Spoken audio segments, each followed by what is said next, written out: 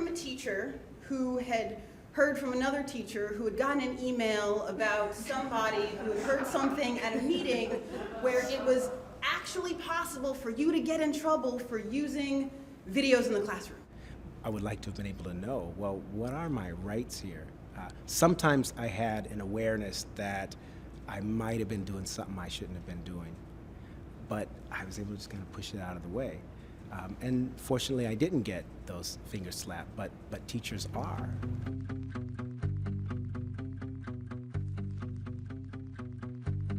A teacher that uses his guidelines may have very good intentions, but in fact what they end up doing, whether they're aware of it or not, is they're relinquishing their opportunities under the law.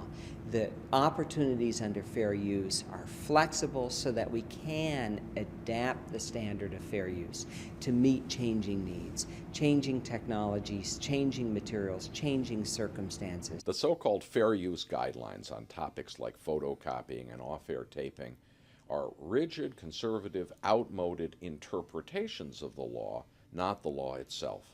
They no longer reflect the realities of the classroom, if they ever did. Today, they are strangling educational practice rather than enabling it.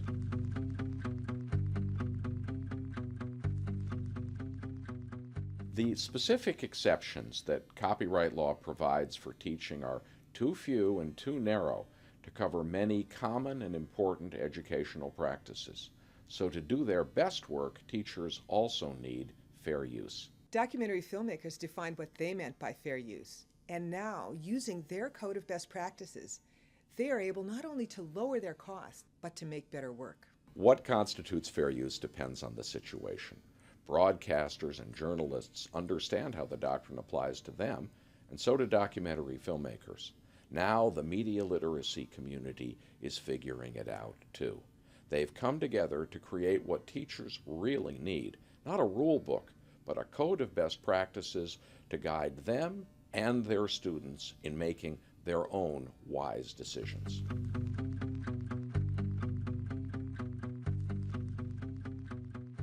Media literacy organizations banded together to explore what their members think is fair. They met over the course of a year in cities like Philadelphia, St. Louis, Chicago, Boston, Austin, Texas, San Francisco, Columbia, South Carolina, Ithaca, New York, and New York City, to create the Code of Best Practices in Fair Use for Media Literacy Education. Fair use allows you to use copyrighted material without permission or payment when the benefit to society outweighs the cost to the copyright owner.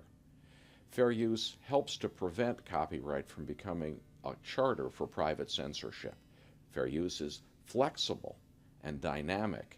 It favors transformative uses, those which add content to and repurpose copyrighted material, and it's the law, part of the Copyright Act of 1976.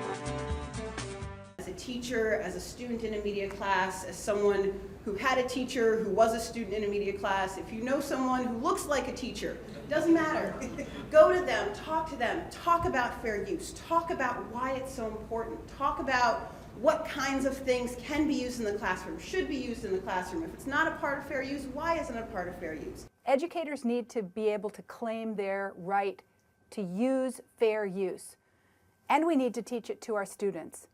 In an increasingly copyrighted world, fair use makes it possible to develop critical thinking and communication skills that are essential for participation in 21st century life.